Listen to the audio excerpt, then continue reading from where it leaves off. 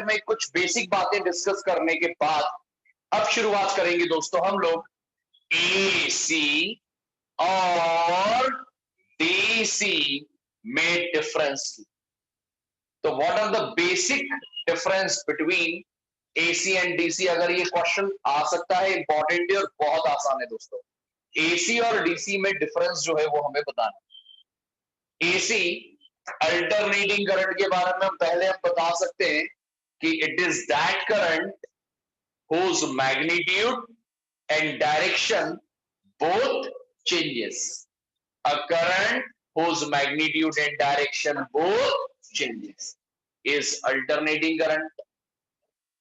Direct current के लिए बताएंगे a current whose magnitude and direction not changes with time will be an DC. Okay? अगला difference बेटा, जो एसी होता है वो बताता है हीटिंग इफेक्ट ओनली। कौन सा इफेक्ट? Heating effect. जबकि बात जब डीसी की हो तो DC heating effect, chemical effect और मैग्नेटिक इफेक्ट, ये तीनों ही इफेक्ट बताता है। तो दोस्तों याद रखिएगा, AC only shows heating effect but DC can show heating, chemical and magnetic effect. After that, AC को मेजर करने वाला, अल्टरनेटिंग करंट को मेजर करने वाला जो डिवाइस होता है ना बेटा, वो हीटिंग इफेक्ट पे काम करेगा। कौन से इफेक्ट पे? क्योंकि ये हीटिंग इफेक्ट ही बताता है। जबकि डीसी को मेजर करने वाला जो डिवाइस होता है उसका वर्किंग बेस्ड होता है मैग्नेटिक इफेक्ट। कौन सा इफेक्ट? Magnetic effect. फिर एसी की मदद से इलेक्ट्रोमैग्नेट्स नहीं बना जा सकते क्योंकि मैग्नेटिक इफेक्ट ही नहीं बता रहा है ना ये तो। जबकि डीसी से हम क्या बना सकते हैं? इलेक्ट्रोमैग्नेट्स। ओके? एसी की फ्रीक्वेंसी होती है, डायरेक्ट करंट की फ्रीक्वेंसी 0। एसी की फ्रीक्वेंसी होती है और डायरेक्ट करंट की frequency 0। AC is more dangerous और डीसी इज लेस डेंजरस। ये कुछ बहुत सिंपल और बेसिक डिफरेंसेस हैं एसी और डीसी से। ठीक है? ये डायरेक्ट एग्जाम में भी आ सकता है दोस्तों, तो सारे पॉइंट्स याद रखिएगा। बहुत ही आसान, बहुत ही सिंपल। के बाद अब दोस्तों बात करते हैं सर्किट्स की। एसी सर्किट, एसी सर्किट में दोस्तों हमें मेन 3 एलिमेंट्स की बात कर रहा है, रेजिस्टर, कैपेसिटर और इंडक्टर। रेजिस्टर, कैपेसिटर और इंडक्टर, और साथ ही साथ दोस्तों इसके कॉम्बिनेशंस और इसके कॉम्बिनेशन। तो अब हम शुरुआत में सबसे पहले डिस्कस करेंगे आर सर्किट। कौन सा सर्किट? वैसे ये बिल्कुल भी काम का इसलिए नहीं है दोस्तों कि एग्जाम में इस पे आने के चांसेस नहीं के बराबर, लेकिन आर सर्किट अगर समझ में नहीं आया तो हम आगे नहीं डिस्कस कर पाएंगे दोस्तों। तो आर सर्किट में क्या सीखना है, करना क्या है, ध्यान से सुनिए। आर सर्किट में एक रेजिस्टर को अल्टरनेटिंग वोल्टेज से हम कनेक्ट करेंगे। जब आर सर्किट बनाए तो एक रेजिस्टर लेना है, सॉरी मैंने इंडक्टर बना दिया, रेजिस्टर लेना है।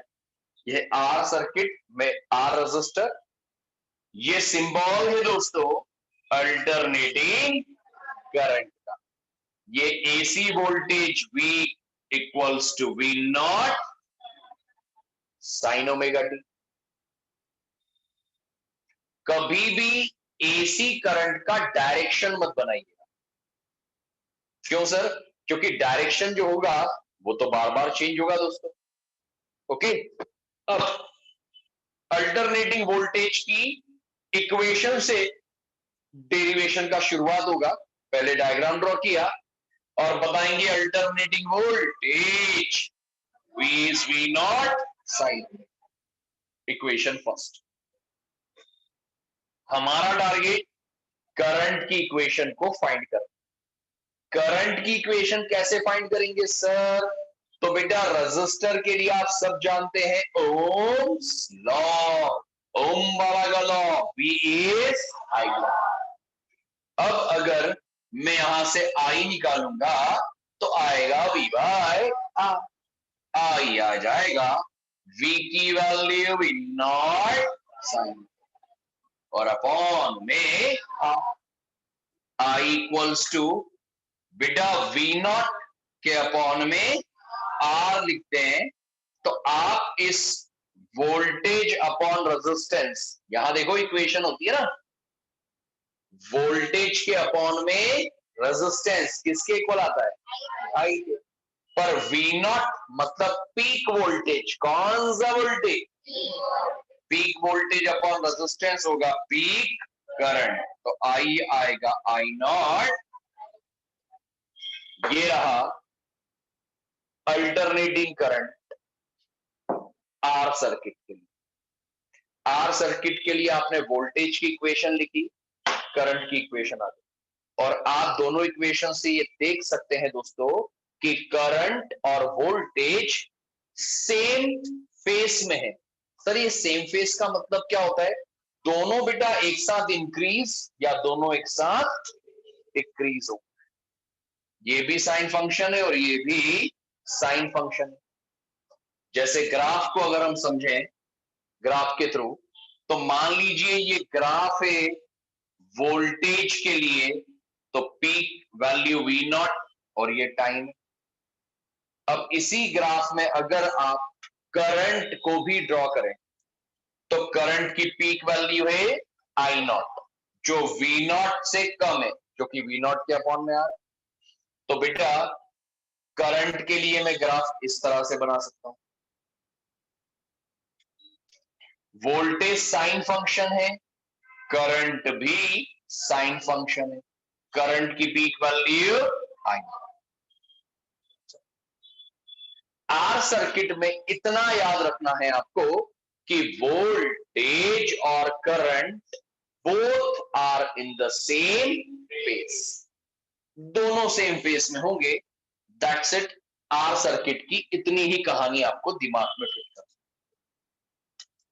आर सर्किट के बाद दोस्तों बात होती है सी सर्किट। कौन सा सर्किट? सी सर्किट में ऑब्वियसली मैं कैपेसिटर को सर्किट में लगाने वाला हूं। अगर इस सी सर्किट की बात करूं तो ये अल्टरनेटिंग वोल्टेज, कैपेसिटर जिसका कैपेसिटेंस होगा सी। अब यहां पर शुरुआत होगी करंट को फाइंड करने के साथ। करंट को कैसे फाइंड करेंगे सर? तो बेटा Q इक्वल्स टू क्या होता है? कैपेसिटर के लिए Q क्या होता है बोलिए? C। याद आया सभी को? बेटा कैपेसिटर के लिए हम इक्वेशन लिखते हैं Q इक्वल्स टू C। अब अगर मैं इस कैपेसिटर में करंट को फाइंड करना चाहता हूं तो बेटा करंट हो जाएगा dq बाय dt। तो I हो जाएगा d by dt of q की जगह cv। I equals to c आ जाएगा बाहर d by dt of v। बेटा स्टैंडर्ड वोल्टेज की equation V naught sine omega t के बाद सी सर्किट आए दोस्तों एग्जाम में, शुरुआत होगी Q इक्वल्स टू C, फिर current dq by dt, differentiate करेंगे। अब इसके आगे का क्या सीन सर?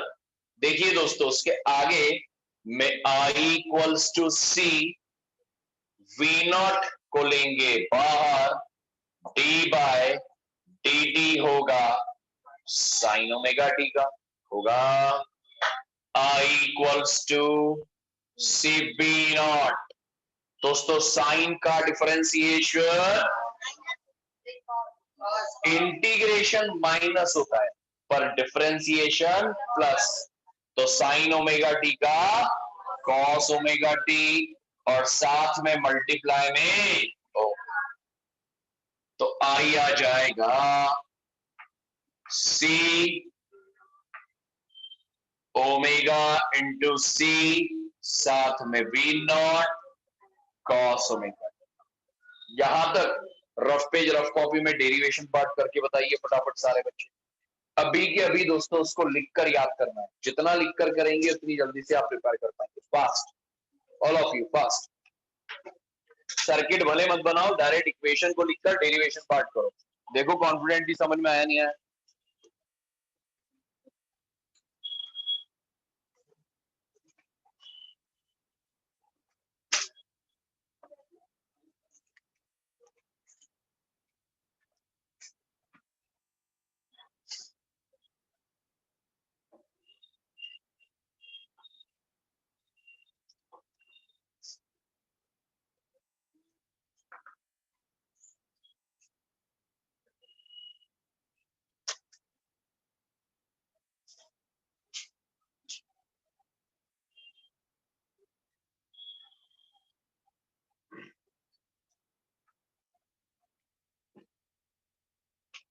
स्टैंडर्ड इक्वेशन निकालने के पहले हम पहले यहां तक कर रहे हैं, फटाफट करिए भैया, बैठना नहीं है, जल्दी जल्दी करिए, आपको प्रैक्टिस करके ही ये टॉपिक समझ में आ पाएगा।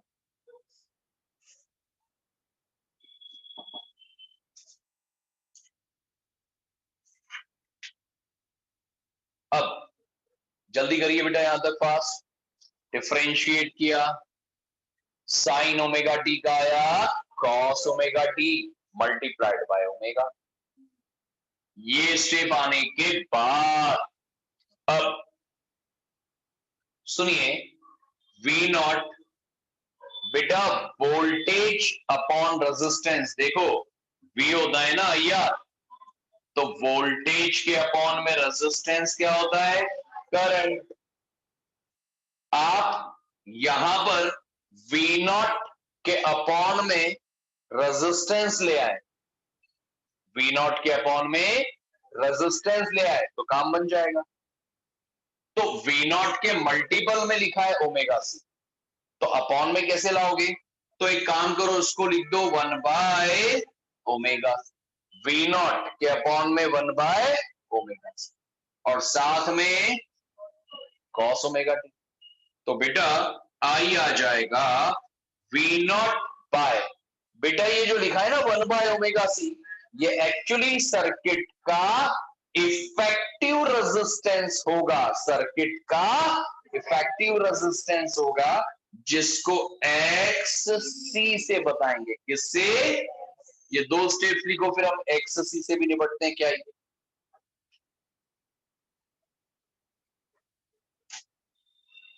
तो ओमेगा सी मल्टीपल में जो लिखा है इसको अपॉन में लिखिए 1 बाय ओमेगा सी,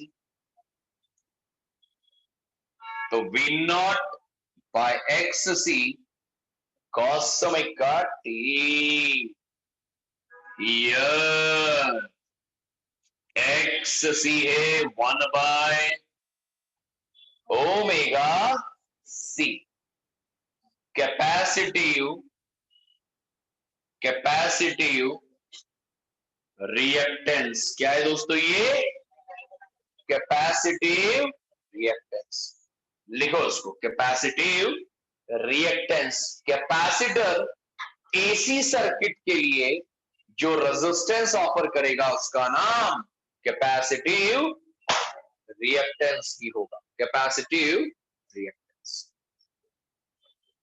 ठीक है, और अब इसके बाद फाइनली हम स्टैंडर्ड इक्वेशन को लिख पाएंगे, आई इक्वल्स टू बेटा voltage upon resistance, current peak voltage upon resistance peak current, साथ में cos omega T. I is I not cos omega T. But दोस्तों स्टैंडर्ड इक्वेशन तो अपन साइन में लिखते हैं, ये तो कॉस आ गया, तो I equals to I naught, बेटा कॉस को हम लिख सकते हैं साइन 90 प्लस थीटा की जगह ओमेगा, तो करंट आया I naught sine pi by 2 plus omega t, या omega t plus pi by 2। मतलब सर्किट में करंट की, सी सर्किट में करंट की स्टैंडर्ड इक्वेशन ये होती है जिसमें करंट में ओमेगा टी के साथ लिखा है प्लस पाई बाय 2, प्लस, बेटा प्लस पाई बाय 2 मतलब करंट आगे है, करंट वोल्टेज से आगे है, मतलब current is leading voltage, current is by pi by 2। तो दोस्तों आप इसको इस तरह समझ सकते हैं कि अगर मैंने यहां पर वोल्टेज ड्रॉ किया तो करंट उससे आगे, या अगर मैं यहां करंट को ड्रॉ करूं तो वोल्टेज इससे 90 एंगल पीछे होगा, कम नहीं होगा, 90 एंगल पीछे। तो करंट इज लीडिंग, या हम ये कहें वोल्टेज इज लैगिंग। भाई बात तो एक ही है, करंट लीड कर रहा है या वोल्टेज पीछे है। ठीक है, ये दो स्टेप्स और लिखो आगे वाली, और ये फेज डिफरेंस भी बनाना, इतना वोल्टेज और करंट के बीच का phase difference pi by 2। Wave के थ्रू समझे डायग्राम को, तो wave form voltage versus time का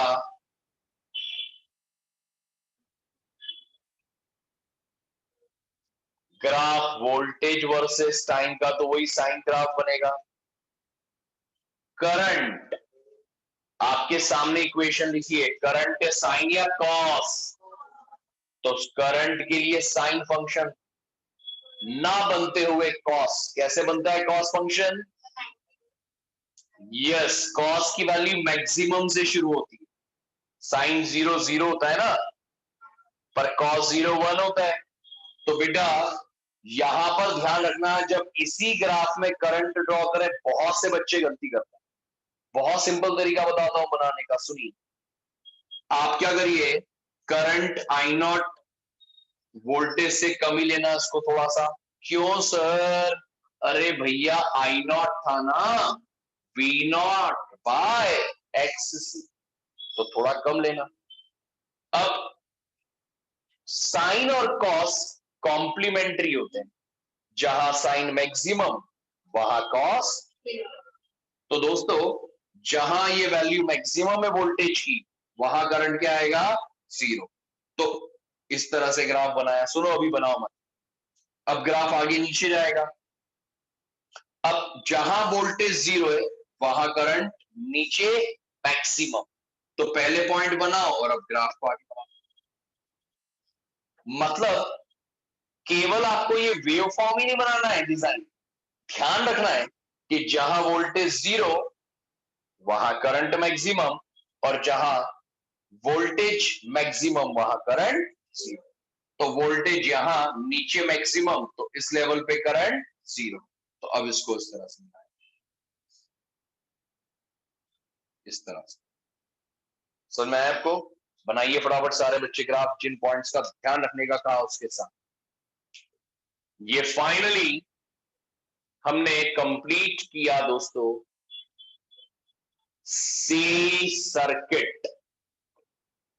नई बातें हैं इसमें, नो डाउट, सी सर्किट में नई बातें एक्स सी से जुड़ी है।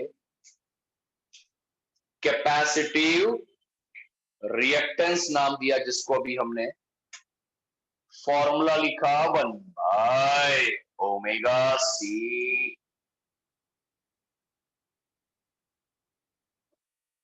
और ये भी देखा कि यहां पर करंट लीड करेगा वोल्टेज से 5/2 के बाद आगे की कहानी बेटा अब हम बात करेंगे एल सर्किट। एल सर्किट, ध्यान बेटा सब बच्चों का बोर्ड की तरफ। ये एल इंडक्टर, ये voltage V is V naught sine omega T है बेटा। अब आप एल सर्किट में भी फिर से वोल्टेज की हर बार की तरह स्टैंडर्ड इक्वेशन लिखेंगे, करंट को फाइंड करेंगे। रजिस्टर आर सर्किट वाले में याद करो, ओम बाबा का लॉ था V इज I। कैपेसिटर में Q इक्वल्स टू C। लेकिन अभी एल सर्किट में क्या करना, तो बेटा जिस सर्किट में इंडक्टर लगा हो वहां पर आप एल सर्किट में आप induced EMF L D I by D T वाला फंडा लगाइए। और जिन बच्चों ने अभी ये नहीं पढ़ा है कोई बात नहीं, ये याद कर लो कि ये एक इंडक्टर कॉइल होती है जिसका इंडक्टेंस एल होता है और इस इंडक्टर कॉइल में एक इंड्यूस्ड ईएमएफ होता है और इस इंड्यूस्ड ईएमएफ की equation E is L D I by. Sir mod क्यों लिखा दोस्तों, उसमें माइनस आता है एक्चुअली और मुझे केवल वैल्यू से मतलब है। तो क्या याद रखना, एल सर्किट की शुरुआत होगी डेरिवेशन की mod equals to L D I by. अब क्या सर दोस्तों, अब मैं बताइए क्या करूंगा, सुनना ध्यान से। अगर इस इंडक्टर का रेजिस्टेंस जीरो, इस इंडक्टर का रेजिस्टेंस, तो हम ये लिख सकते हैं कि ये इंड्यूस्ड ईएमएफ अप्लाइड वोल्टेज के बराबर। इंड्यूस्ड ईएमएफ अप्लाइड वोल्टेज के बराबर जब इस इंडक्टर कॉइल का ओहमिक रेजिस्टेंस जीरो। तो सिंपल शब्दों में आप क्या लिखना, if resistance of coil is very small then induced EMF is equals to applied voltage। बेटा induced EMF की वैल्यू क्या थी, L di by dt और वोल्टेज V की जगह V नॉट के बाद di by dt आएगा V naught by L sine omega. समझ में आया सभी को आपको, ये डेरिवेशन की शुरुआत डी के इक्वल करूं, टारगेट करंट निकालना है तो V naught by L sine omega T और साथ में यहां तक करना शुरू करो तो फटाफट। जब तक लिखकर नहीं करेंगे आप, समझ में तो आ रहा है लेकिन याद नहीं कर पाओगे आप, जल्दी जल्दी करिए, बहुत इजी है, बहुत आसान। कहीं गाड़ी अटके देखो, कोशिश करो ज्यादा से ज्यादा बिना देखे लिख के कर पाए।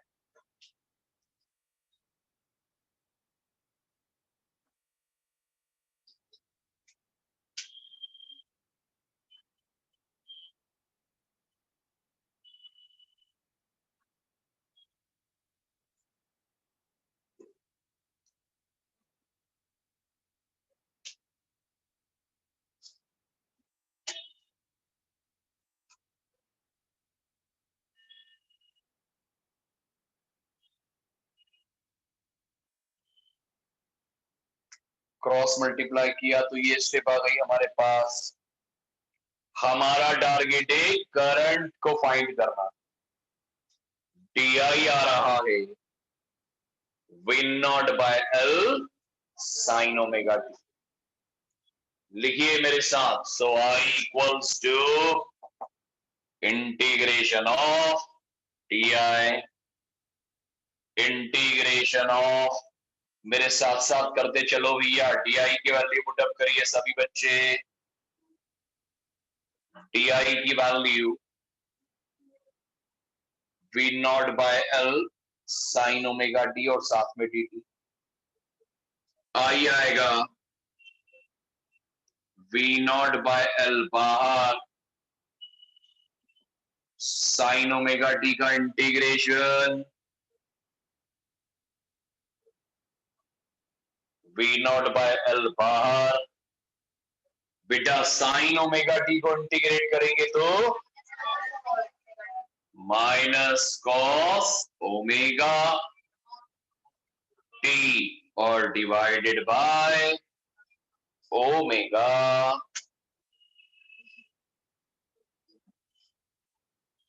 के बाद आई होगा, बेटा माइनस लेंगे बाहर, अपॉन में होगा ओमेगा एल और साथ में कॉस। ठीक है, इसके आगे की कहानी सुनिए। आई इज, याद करिए दोस्तों, वोल्टेज के अपॉन में रेजिस्टेंस होता है ना। तो मैं यहां लिखूंगा ओमेगा एल को एक्सएल, क्या लिखूंगा एक्सएल, जहां एक्सएल का मतलब होगा ओमेगा, एल का मतलब होगा इंडक्टिव रिएक्टेंस। क्या होगा इंडक्टिव, लिखिए सभी बच्चे, वी नॉट बाय एक्सएल, जहां एक्सएल है ओमेगा एल, क्या नाम है इसका, इंडक्टिव रिएक्टेंस, सर्किट का इफेक्टिव रेजिस्टेंस है, जिसे फिलहाल हम यहां कह रहे हैं inductive reactance. So I will be minus, बेटा वोल्टेज अपॉन रेजिस्टेंस होगा आई नॉट कॉस ओमेगा टी, लेकिन अभी तक ये स्टैंडर्ड फॉर्मेट में नहीं आया है दोस्तों, क्योंकि बाहर लिखा है माइनस, माइनस हटाना पड़ेगा। कैसे हटाएंगे सर, बेटा कॉस ओमेगा टी को लिख सकता हूं sine 90 minus theta. Sir minus क्यों लिखा, आप 90 प्लस थीटा लिख देते। बेटा बाहर वाले माइनस को अंदर ट्रांसफर कर दूंगा ना मैं, तो आई हो जाएगा आई नॉट साइन, माइनस अंदर गया तो omega T minus pi by.